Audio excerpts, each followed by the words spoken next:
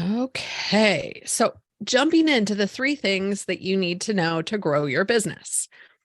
Um, this is one of my passions. It's one of the things that I love to talk about, and one of the things I love to help people.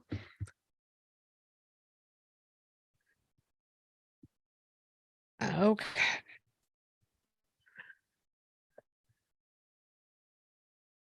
So, for those of you who are new to me, I am Tanya Souls. I am business consultant. I'm a mom. I'm an HR guru, pumpkin plan, which you'll hear a little bit more about, specialist, strategist. And really, I'm all about being a champion for small business owners. And I just realized I have crazy things happening, which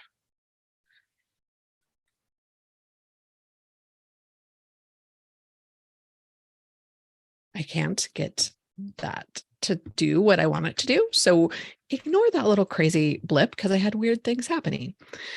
So when we're talking about the three things you really need to know to grow your business, I really want you to start to think about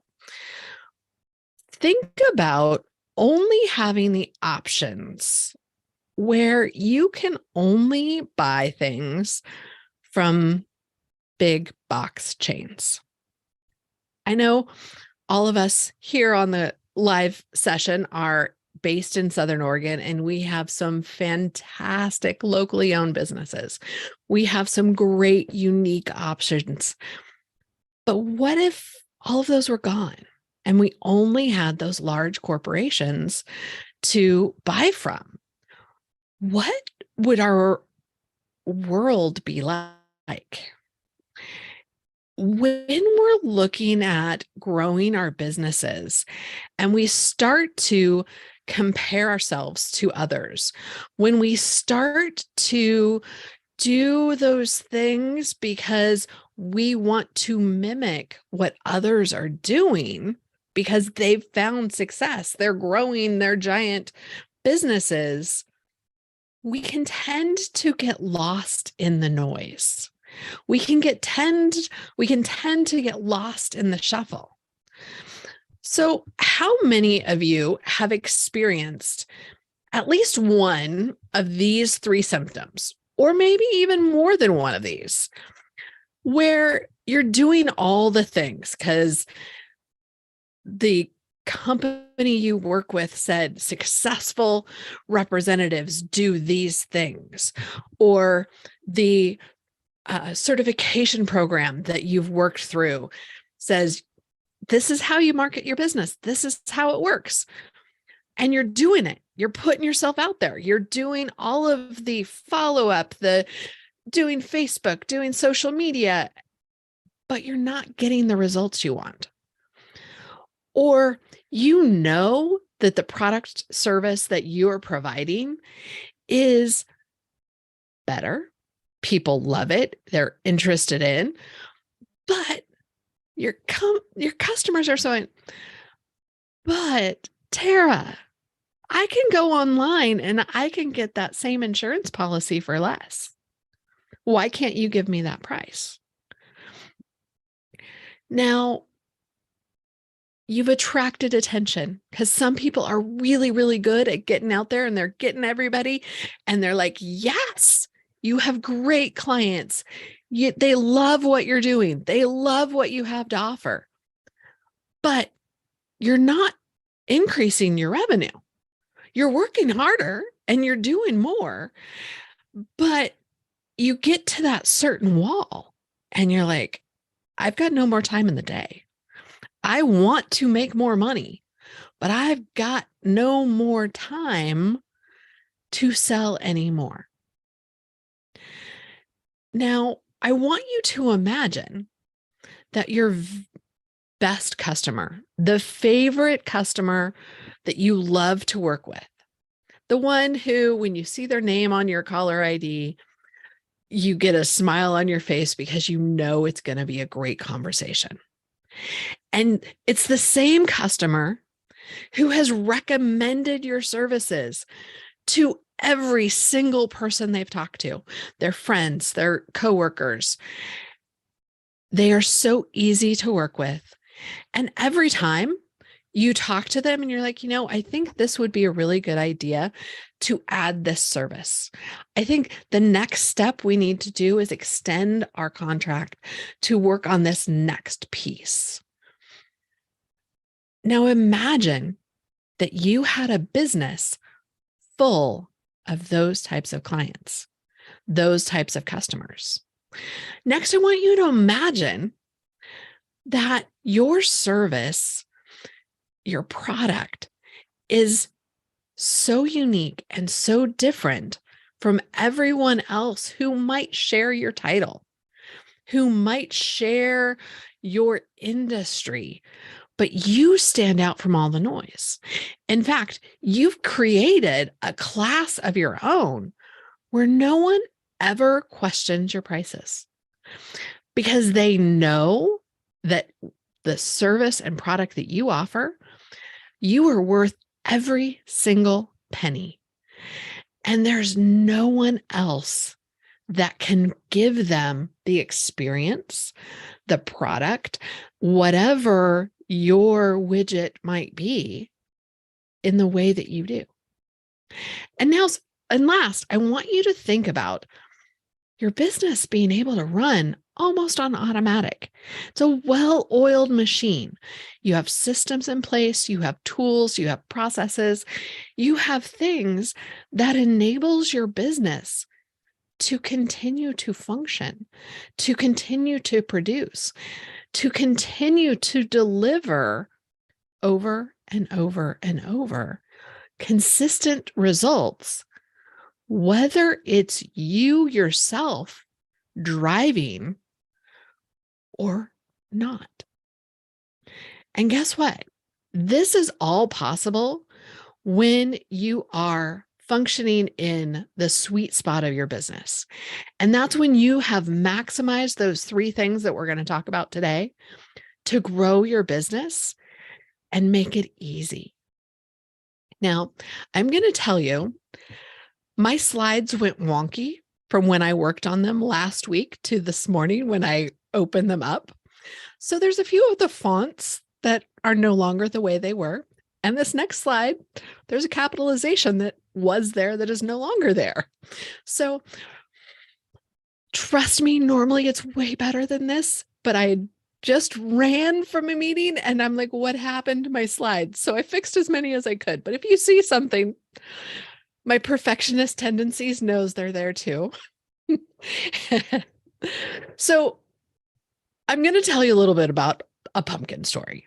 So before we really dive into those 3 things that you need to know grow your business, I want to tell you about pumpkins. And you're going to say, wait a minute. And I had this happen this morning at my BNI meeting. It's not the fall. Why are we talking about pumpkins? Well, I happen to mention also that it's growing season, so it's totally the time to talk about pumpkins. But when you go to the pumpkin farms in the fall and you see those hundreds of pumpkins spread out across the fields, they're sometimes the small ones because they're designed for the little kids to come and do this class field trips. And there's sometimes the bigger ones that are perfect for carving. And they're the ones that are really easy to pick up and carry home. And a lot of us, this has become an annual tradition with our families, and everybody has their pumpkin. And most of the pumpkins, when you're in that field, look a lot alike. There are some that have a few blemishes here and there, but really, if you stand in that field, how many of them really are like, wow, that's different. Wow, I need that one because it's the perfect pumpkin. Though, trust me, I know our kids will search and search and search for the perfect pumpkin. But in that field, really, most of the pumpkins are pretty interchangeable. But every once in a while, and like at fair time, we're getting ready for the county fair.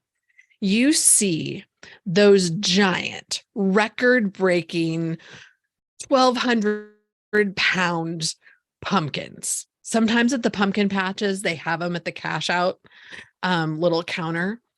I mean, these are these huge pumpkins. Have you ever wondered how that actually happens?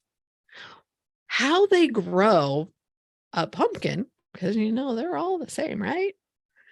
From that ordinary pumpkin into that giant, into that huge monster.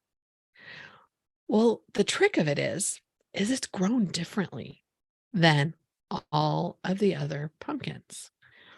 So years ago, Mike Michalowicz, who is an entrepreneurial author that I respect, I read a ton of his things.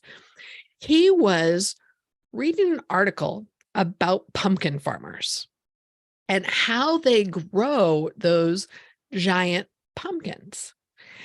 And it struck him that the process that they use to grow those giant pumpkins is the same as growing an extraordinary business. And he wrote about it in his book, The Pumpkin Plan, which is back over behind my head.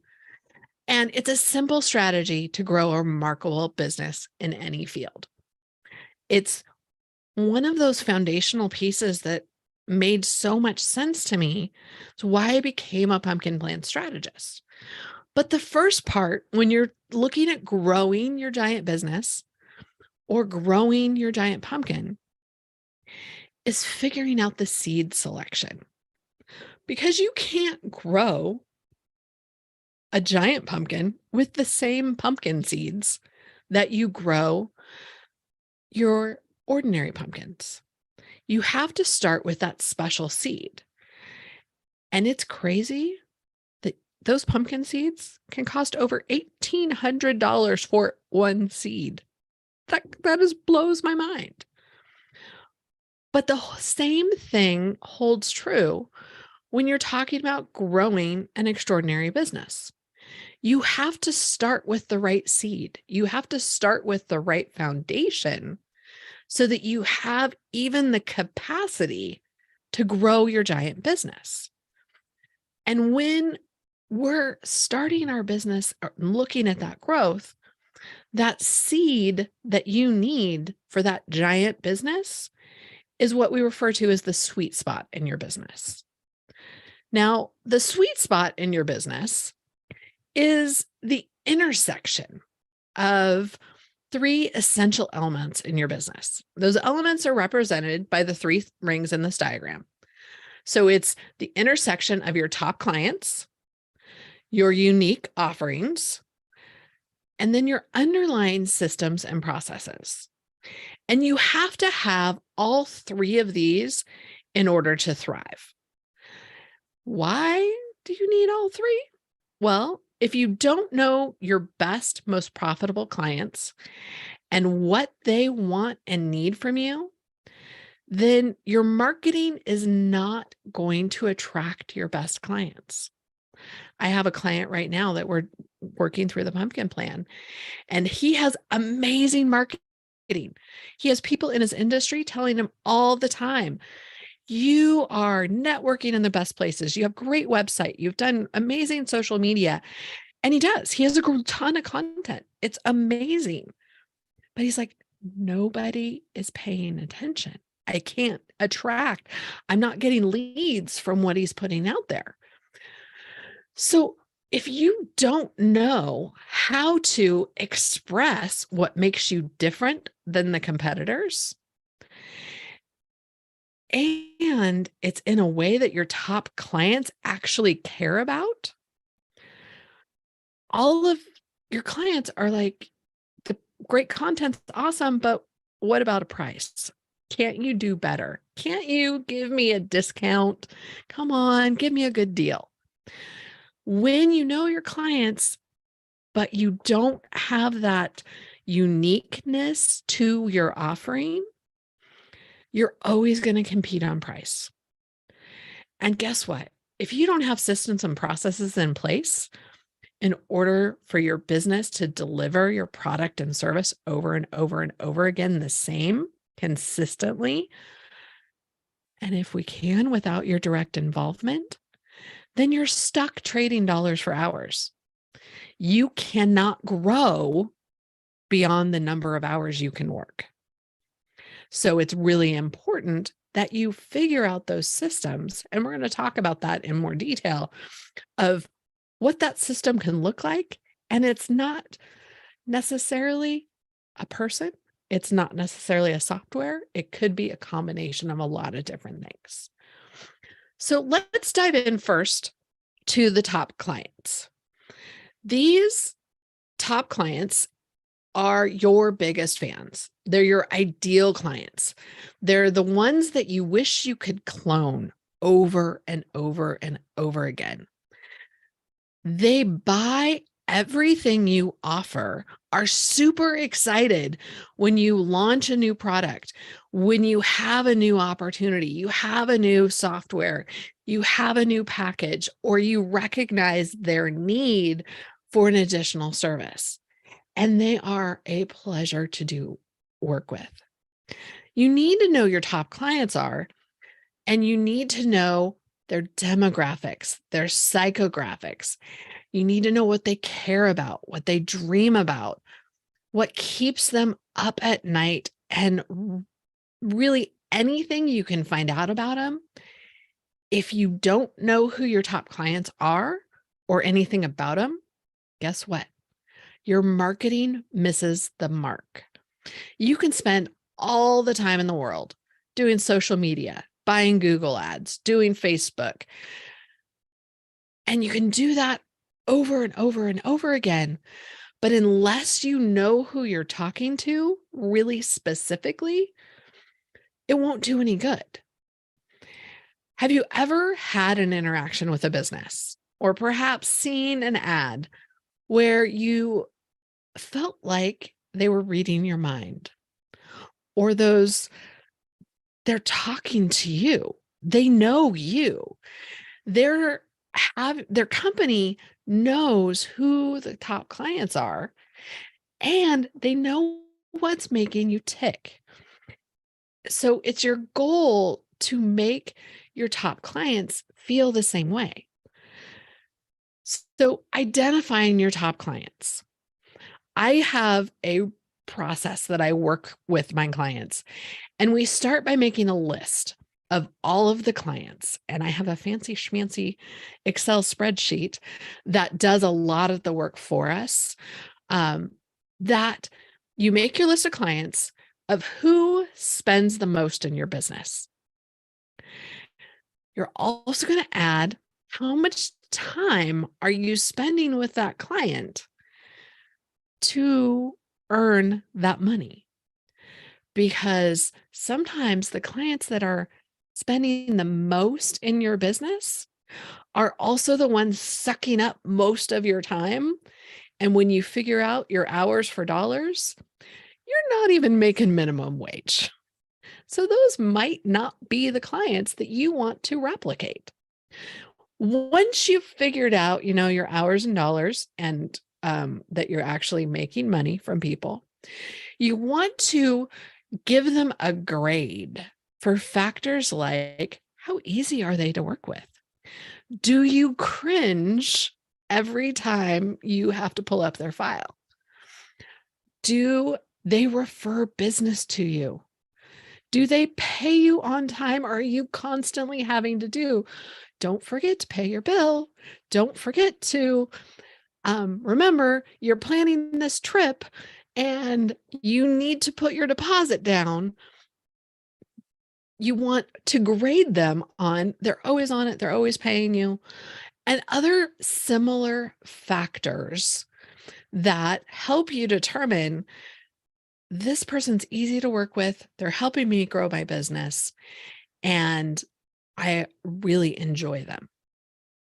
Then once you've kind of gotten this list, and we do a lot of sorting with the spreadsheet so that it makes it easier for us, we really identify that top 20% of clients and dive into how they are a market niche. Now, keep in mind, as we dive into this, it's not always that an obvious industry. It's not always an obvious group. Sometimes it's more of the psychographics that you recognize than a demographic or an industry. So there's a lot of different ways that you can identify your market niche so that you know who you're talking to. And when I work through the pumpkin plan with clients, once we've identified that market niche, when we do wish list interviews, we do and I'm just lost the name for it, but we do another interview learning where they go for their information. Where are they hanging out? Do they use Facebook at all? Or are they only on Instagram? Or are they doing TikTok? Or do they not use any social media, but they do a lot of in-person networking and they rely on word of mouth? This all gives you tools when you're identifying them to know how to place your messages, to know how to use the words that they need to take action. So once you've got that group of people that you know are your top client, and it's really important that you align that top client with your company vision and understanding so that you're doing what you love, because then it becomes easy to do business. But once we've got that unique offering, the second ring is once we have your top client, we move to the unique offering. And that is your value proposition. But more than that, it's what distinguishes you from everyone else in the field.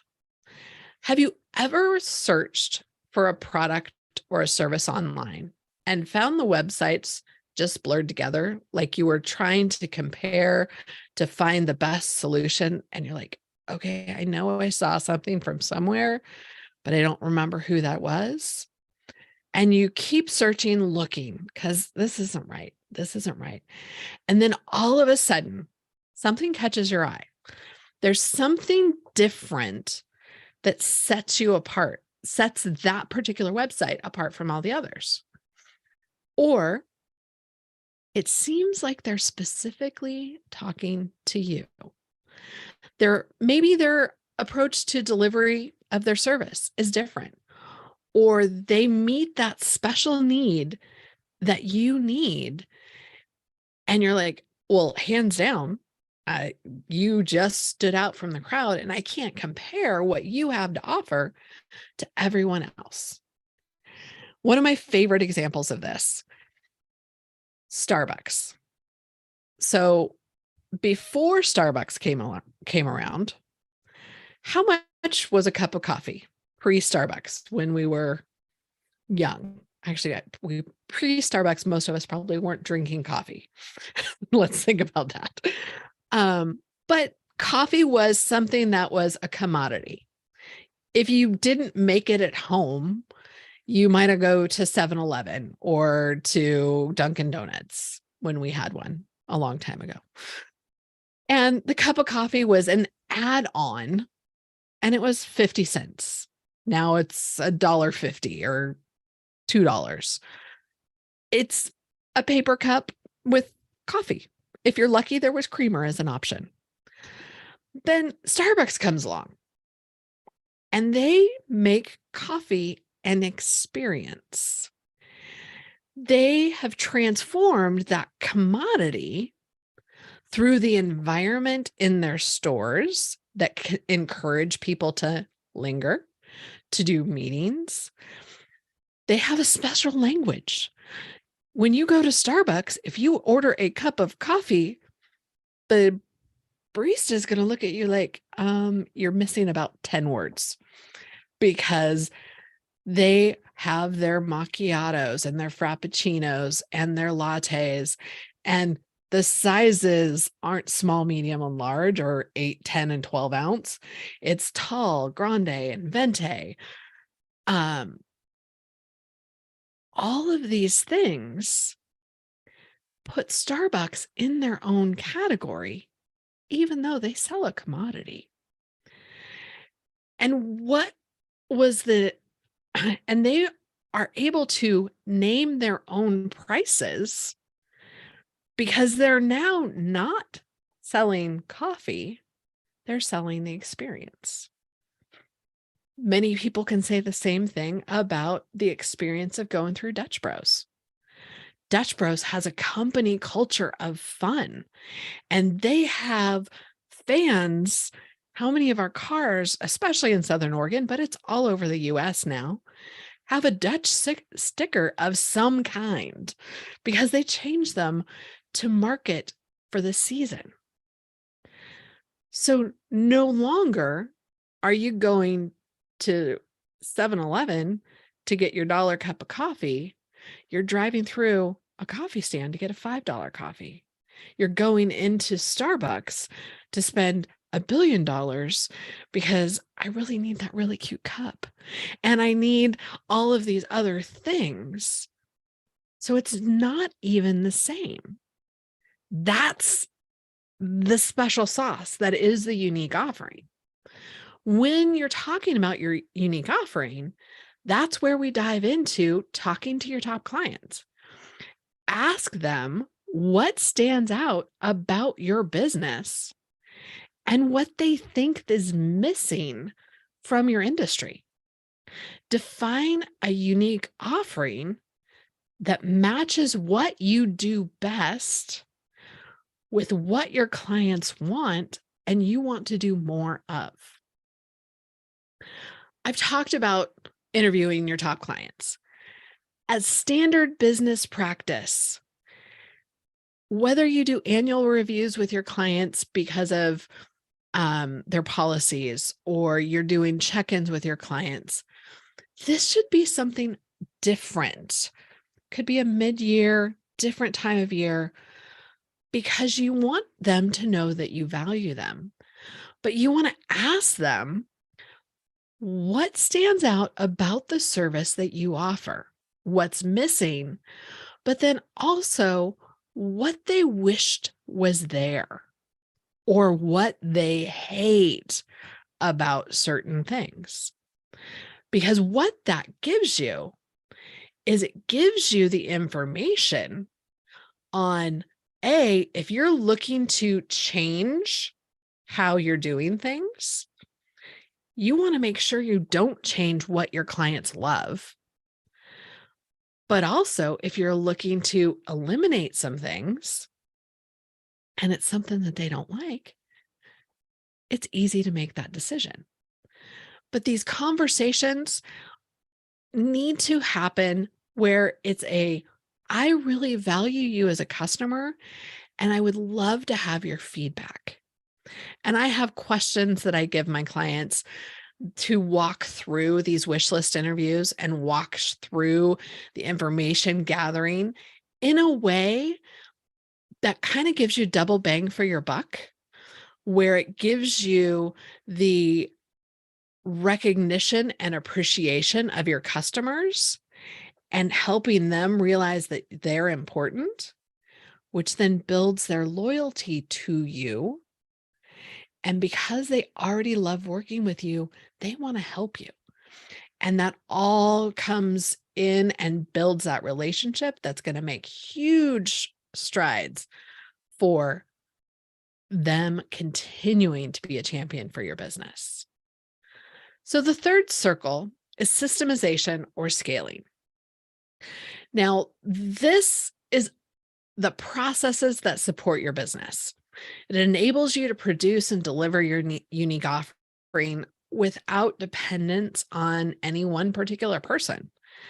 In other words, if you and anyone else in your company goes on vacation for a month, someone else can help cover the job and your business can keep going. I know for some of us, we're solopreneurs, and that idea is, I don't see how that can work.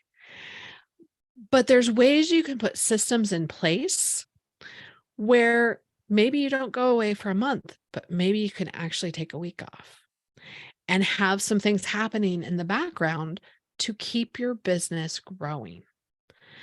So think about, you want to be able to scale your business. So when Oprah chooses your business as one of her favorite things, you have the ability to scale and grow to meet that demand. Even if you're a solopreneur, if we put systems in place today, when you're ready to scale and grow, it's so much easier to bring new people in because the system is there. Systemization can happen by documenting how you do something.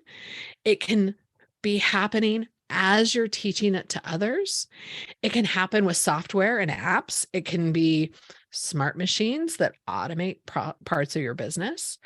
But most businesses use a combination of things in systemization. So they use a combination of softwares. They use a combination of services. They use contractors to help with things. Some choose employees, some don't. There's a lot of different ways to systematize.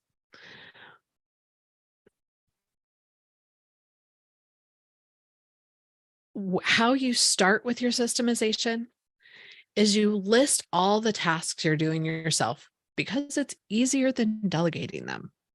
And I talk to my clients about this a lot because there are things that we all do in our business that we have no business doing.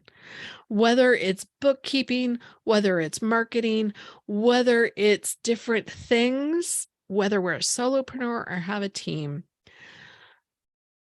delegating is important so you can maximize your time and your resources. Once you have identified those tasks, document the step-by-step process of the task. If you have someone else doing a specific task, have them document the step-by-step process.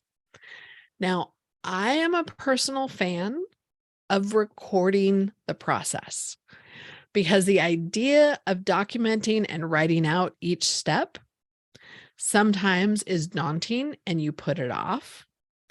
If you record yourself using Zoom or Loom doing the task, you can narrate what you're doing, have a video to show if you decide to scale, if you decide to outsource a piece, and then you can transcribe that video and have the written part down the line if somebody wants it in writing.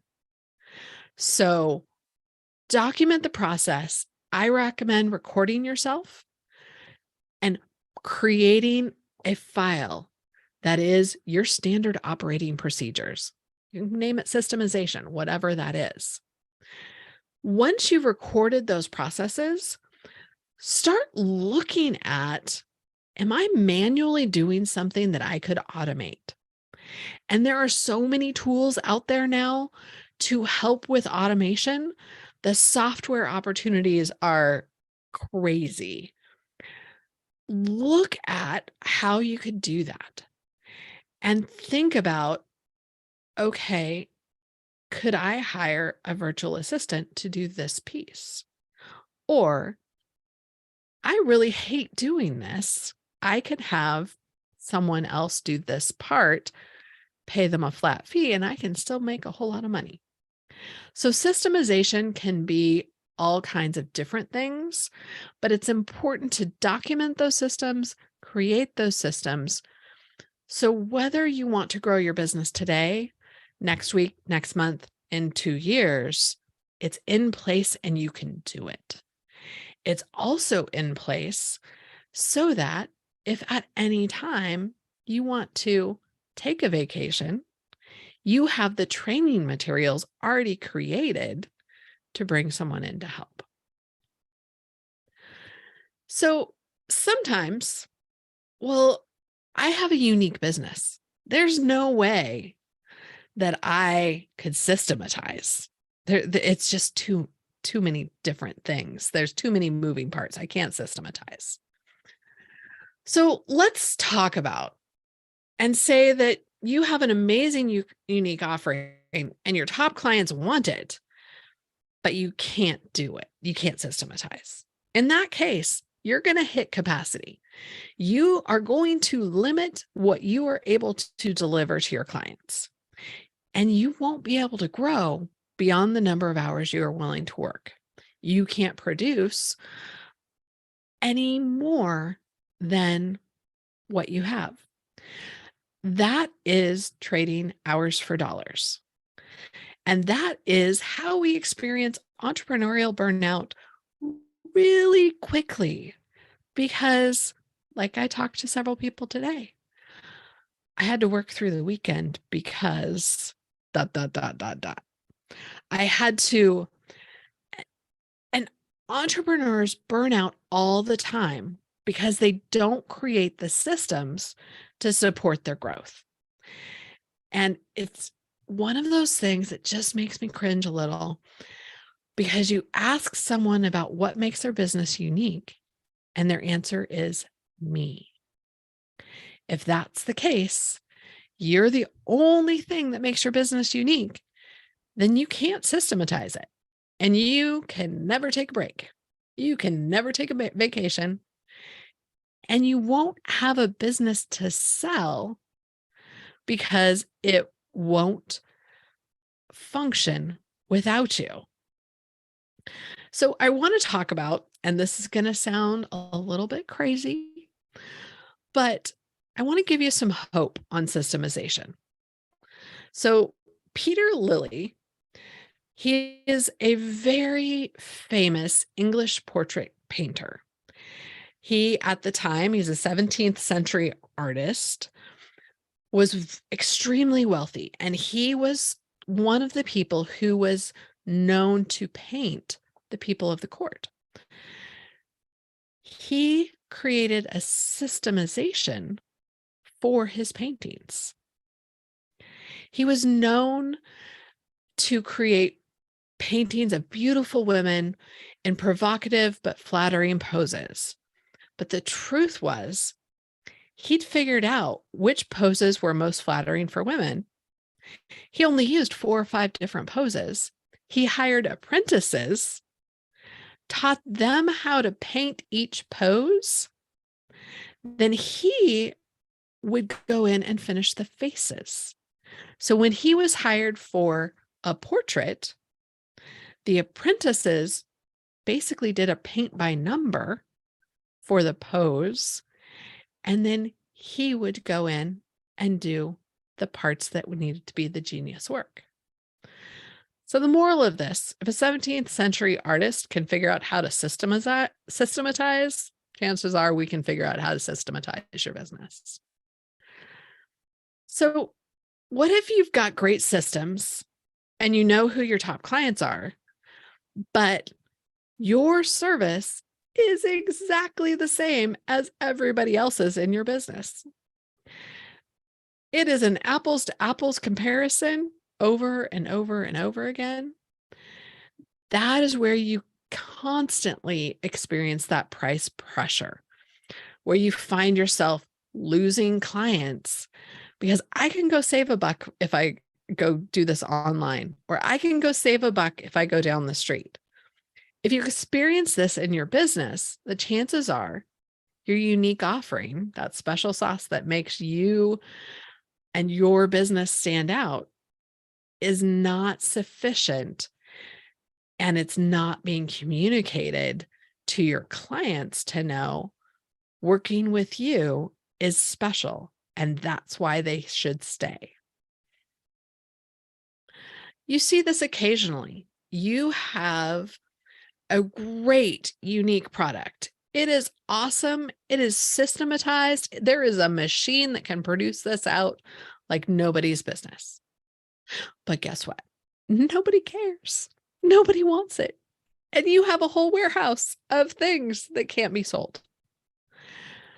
This is where it's really important that you test your ideas with your customers before you roll it out. And we have systems in the Pumpkin Plan process that work with that. But this is where it's super important to really understand your top clients. And I've talked to a lot of business owners who feel that they don't want to limit themselves to one market, one group of people. Or they hear all the time that they know who their ideal client is, or they should know who their ideal client is, but they don't even know where to start. Has anybody heard of the 80-20 rule? So that rule that 80% of your business comes from 20% of your clients. Well, that also happens with your products. So it's really important that you identify that 20% of your clients that are also going to generate the majority of your profit, so that you can recognize who those top clients are when you first meet them. And the way you do this is looking at the revenues, looking at identifying those top clients and finding those commonalities so that you can see the similarities. And you're talking to the stay-at-home moms with minivans, if that's who your people are, or it's the college grads who are starting new careers. Or for me, a lot of my top clients are people who are starting their own businesses as their second career because they've worked for other people. And now they're like, okay, I'm going to go on my own because I want more control. But once you find those things that they have in common, it's easy to figure out how to find them, how to attract them, and how to make sure that what you're offering is what your top clients want. So when everything is intertwined, many businesses make the mistake of looking at marketing and sales and customer service and operations and production and finances all as separate silos. It's in reality, you can't separate your marketing from your customer service. You can't separate your operations from your finance. So you need to make sure that they're all connected. And the way that you produce your offering is also part of your operations and marketing. It's important that you're using all of those touch points, because what maybe is going to attract your top clients and they're willing to pay more because it's American made, because the customer service is above all others. So to produce a product or service that has a defined top client who wants it in a unique enough way to stand out from all of the others in the marketplace and can be scaled, you have to have the seed of that business that can organically grow it as large as you want to without requiring you to do everything yourself. So I'm willing to bet at least some of you are thinking about your own business when we're talking about this and trying to figure out, are you operating in your sweet spot? If not, how did you get there? Each one of you, after this, I'm going to send out an email with a recording, but you're also going to get a sweet spot assessment. And on that, you will have, it's a checkbox of seeing, where are you along this way? And then if you want, I will have a complimentary session with you going over your sweet spot assessment and really talking about ways to help you And I'll have the link in the follow-up email as well, for that, where we can talk about, is there an area that you need a little additional support on? That you have a lot of strengths, but you just have this one piece. And I'll give you the advice. I'll share with you tools in that free complimentary assessment, to help you really get on the pathway to extraordinary growth. If you know you're ready to grow your giant business, you fill out your assessment, we do our meeting. I have the full pumpkin plan business strategy. And what that looks like, it typically is a 6-month program. And it's one of the things that I love about being a pumpkin plan strategist. It's a system. And it contains more than 30 tools with worksheets, mini guides, and it takes the guesswork out of the process. It empowers you to create the winning strategy and handcraft your unique business. It's designed for small businesses. It's not a corporate theory. It's not something that's been created for a huge corporation that's been modified. It's designed for small businesses and entrepreneurs. So in this, in the process, you become intentional in your business. It becomes easy to identify who you should be working with, what you should be doing, and it becomes easy to say yes to the right opportunities, and we create strategies to say no. I was just listening to the book Good to Great, by Jim Collins, and it's about taking a good company to a great company. And one of the most important things that you can have is knowing when to say no and knowing what you should not be doing is even more important than the to-do list of the things you should be doing.